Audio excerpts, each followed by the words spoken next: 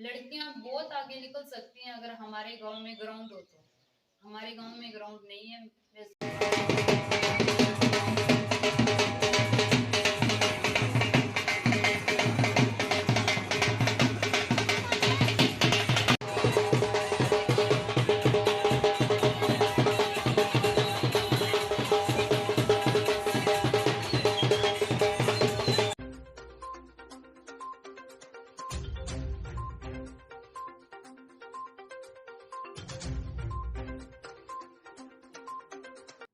नमस्कार दोस्तों, गोरीवाला न्यूज में आपका स्वागत है। आज हम एक ऐसे गांव के अंदर विराजमान हैं जो गांव किसी चीज का मोहताज नहीं है, जिसने लिंगानुपात के अंदर तो अपनी अहम छठा सिरसा जिला के अंदर बखेरी। इसके साथ साथ लड़कियों की खेल प्रतियोगिता में इस गांव की बेटियों ने भी अपनी बहुत बड़ी उपलब्धि राज्य स्तरीय नहीं, स्टेट स्तरीय नहीं, जबकि राष्ट्र स्तरीय चैंपियनशिप के अंदर भी इस गांव की बेटी ने महारत हासिल की है। 30 अक्टूबर तक आयोजित हुई इस प्रतियोगिता के अंदर हरियाणा के जिला सिरसा के खंड डब्बाली की मोडी गांव की बेटी मंजीत कौर ने गोल्ड मेडल हासिल किया। 800 मीटर एथलेटिक्स के अंदर गोल्ड मेडल प्राप्त किया।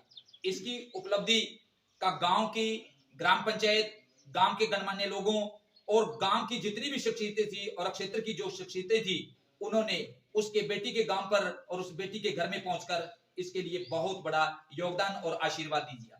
आइए अब हम उस बेटी से आपको रूबरू करवाने जा रहे हैं जिसने ये उपलब्धि हासिल की। आइए अब हम आपको मंजीत कौर से रूबरू, जो खिलाड़ी 800 मीटर की दौड़ में अपनी छठा बिखेर कर अपने गांव वापस लौटी है, उससे हम रूबरू करवाने जा रहे हैं। बेटा, सबसे पहले तो आपका गोरीवाला न्यूज में आपका स्वागत है। नमस्कार सर, थैंक यू सर। तो बेटा, सबसे पहले तो आपकी शिक्षा के बारे में हम आपसे जानना चाहेंगे कि आपने कहां तक शिक्षा ग्रहण की है। सर, मैंने फर्स्ट क्लास से लेकर 8th क्लास तक मोडी के मिडिल स्कूल से शिक्षा प्राप्त की है और उसके बाद 9th क्लास से लेकर +2 तक मैंने गोरीवाला सीनियर सेकेंडरी स्कूल से की थी और उससे आगे सिरसा शास्त्री नाम जी गर्ल्स कॉलेज में मैंने डीपीएड कर ली जी। कंटिन्यू स्टडी चल रही है जी। तो बेटा, आप एक लड़की होकर एक ग्रामीण अंचल के अंदर एक छोटे से गांव में रहती हैं, जहां लड़कियों को बड़ा दरकिनार समझा जाता है, क्योंकि लड़कों को तो हर गेम के लिए, हर खेल के लिए आगे बढ़ने के लिए परिवार की तरफ से प्रोत्साहित किया जाता है, परंतु एक बेटी होने के नाते आपके अंदर ये कैसे जुनून पैदा हुआ? सर, मैं यहाँ एक छोटे से गांव में रहती हूँ। यहाँ लड़कियों को इतनी इजाजत नहीं दी जाती कि लड़कियां घूम फिर चल सके। यहाँ के मतलब थोड़ा लड़कियों को लड़कों से कम समझा जाता है। लेकिन एक दिन मैं अपने पापा के साथ रोड पे रेस लगाने के लिए वैसे ही घूमने के लिए गई थी और पापा जी बोले कि रेस लगाते हैं। जैसे ये जुनून हल्का हल्का दिया इंडियन आर्मी के प्रति था। पापा जी बोले कि तू इंडियन आर्मी में जाएगी। मैंने इंडियन आर्मी में जाने के लिए पापा जी मेरी तैयारी करवाने लगे। मैंने धीरे धीरे वो तैयारी शुरू की और पापा जी मेरे साथ जाते थे सुबह। यहाँ स्टेडियम और कोई भी बंदोबस्त नहीं है, फिर भी पापा जी मेरे साथ सुबह जाते थे। मैं अपनी वहाँ की तैयारी कंटिन्यू जैसे भी पापा जी करवाते थे मैं पापा जी के साथ ही करती थी। धीरे धीरे वो मेरी जो तैयारी थी शास्त्री नाम जी कॉलेज में जाने के बाद मैंने वहाँ डीपीएड कर रही थी गेमों के अंदर। तब पापा जी ने मुझे भी मतलब स्टडी के साथ साथ वो स्पोर्ट्स की ही थी। मैंने वहाँ इंटर कॉलेज में 10 किलोमीटर रेस लगाई। तब से मैंने सोचा कि मैं कर सकती हूँ, इसीलिए जी। तो बेटा, ये जो 800 मीटर की दौड़ को ही आपने क्यों चुना? सर, 800 मीटर में मैं सबसे बेस्ट थी, मेरा बेस्ट टाइम आ सकता था, इसीलिए जी।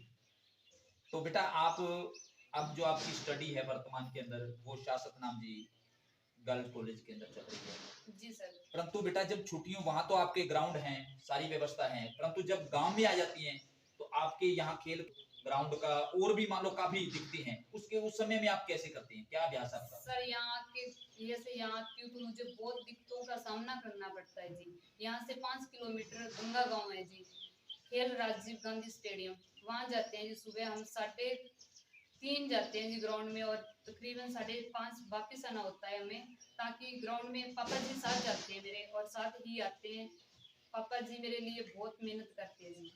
मेरे साथ पापा जी ने बहुत मेहनत की, मतलब पापा जी ही है जो मेरे को यहाँ तक लेके आए भी। मतलब सुबह और शाम की प्रैक्टिस करवाते हैं मेरे पापा जी ही हैं जो मेरे लिए करवा रहे हैं। और गांव में हमारे लिए कोई स्टेडियम का बंदोबस्त नहीं है, लड़कियों को बाहर जाने के लिए इजाजत नहीं है, लेकिन मुझे हमेशा पापा जी ने साथ दिया, सपोर्ट किया, मैं इसीलिए आगे बढ़ी सर जी। और मैं चाहती हूँ सरकार से, वैसे तो सरकार ने बेटी बचाओ बेटी पढ़ाओ का नारा दे दिया, बट यहाँ बेटियों के लिए कर क्या रही है सरकार? मेरा सरकार से नुमाइंदा है कि ये बेटियों के लिए इस गांव में ना तो कोई स्कूल है जी, सिर्फ 8th तक का स्कूल है, ना कोई स्टेडियम है, बच्चे कहीं कुछ नहीं खेल सकती, लड़कियां सिर्फ गांव में एक लड़की होती जो सबसे आगे, और वो पापा की सपोर्ट से है। अदर लड़कियां भी खेल सकती है सर, अगर यहाँ ग्राउंड हो और स्कूल हो। स्कूल भी हमें बाहर पढ़ने जाना पड़ता है 5 किलोमीटर दूर।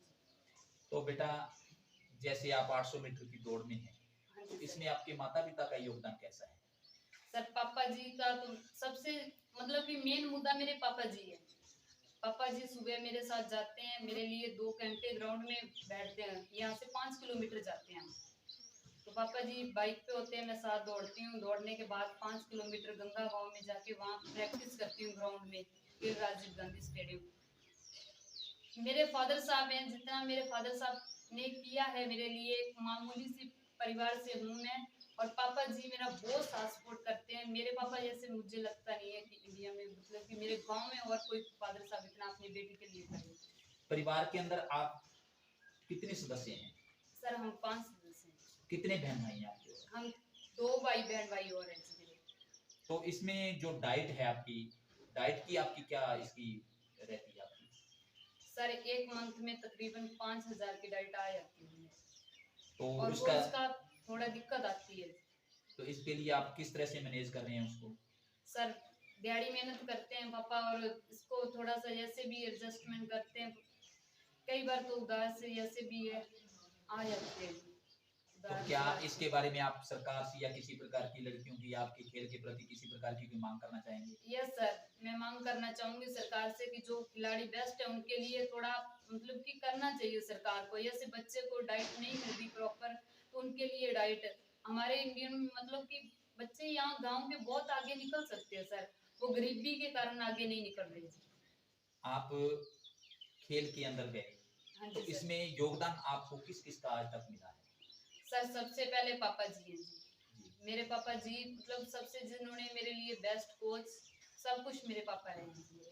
और सबसे पहले जब मैं एक दिन इस चीज के लिए शायद सर मैं आगे ना बढ़ पाती जी, एक दिन मैं गांव से वापस जैसे मेरे शास्त्री जी कॉलेज में थी, मैं वहां से स्टडी की है, तो मैं कॉलेज से घर आ गई थी, तब मेरी टूर्नामेंट हुई थी इंटर कॉलेज।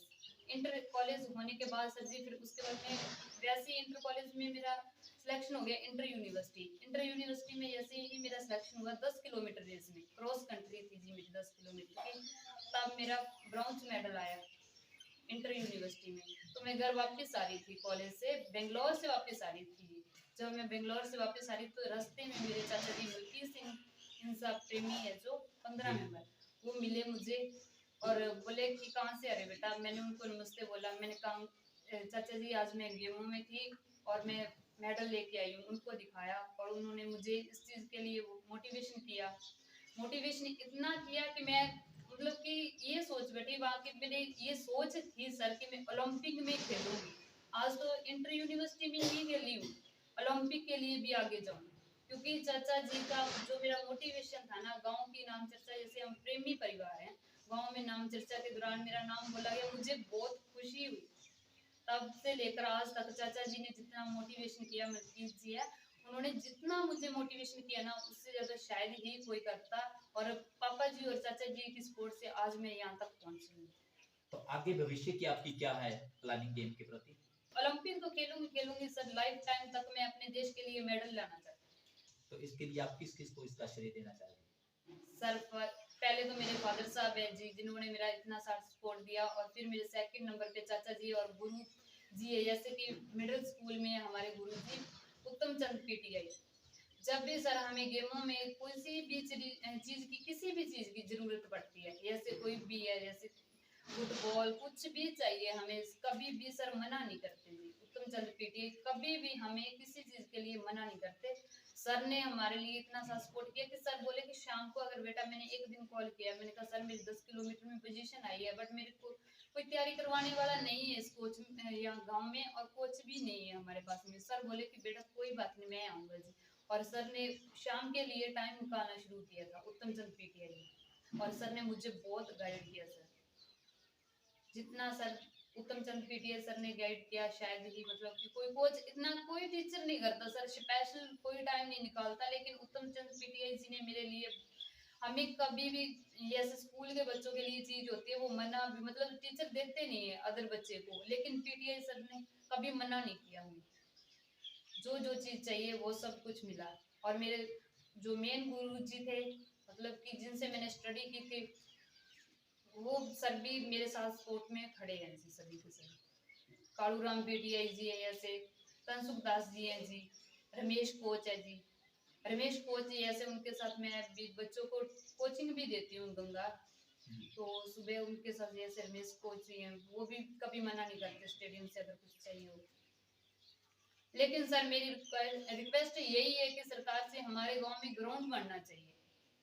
हमारे गांव में ग्राउंड नहीं है, बच्चे बाहर जाते हैं, बाहर लड़कियों को जाने नहीं देते, लड़कों के लिए इजी है सर, चली जाएंगी लड़कियां तो, लेकिन लड़कों मतलब लड़कियों को नहीं जाने देते। लड़कियां बहुत आगे निकल सकती हैं अगर हमारे गांव में ग्राउंड हो तो। हमारे गांव में ग्राउंड नहीं है, मैं सरकार से यही विनती करती हूँ कि लड़कियों के लिए ग्राउंड बना दीजिए, लड़का और लड़की बहुत आगे जा सकते। आपने मंजीत कौर से सुना कि मुझे कौन कौन सी समस्याओं का सामना करना पड़ रहा है और कौन कौन सी सुविधाएं मेरे खेल के अंदर, मेरी प्रतिभा को निखारने के अंदर मुझे आ रही है, उसके बारे में उन्होंने अवगत कराया। तो मैं भी सरकार से दरखास्त करवाना चाहता हूं कि लड़कियों को खेल के प्रति जागरूक करने के लिए और खेल प्रतिभाओं को आगे बढ़ाने के लिए ग्रामीण अंचल के अंदर अभी भी जो खेल स्टेडियम है उनका अभाव है। इन खेल स्टेडियमों के अभाव के कारण आज बेटियां अपनी प्रतिभा को निखारने के अंदर कहीं ना कहीं अपने आप को असहाय महसूस कर रही है।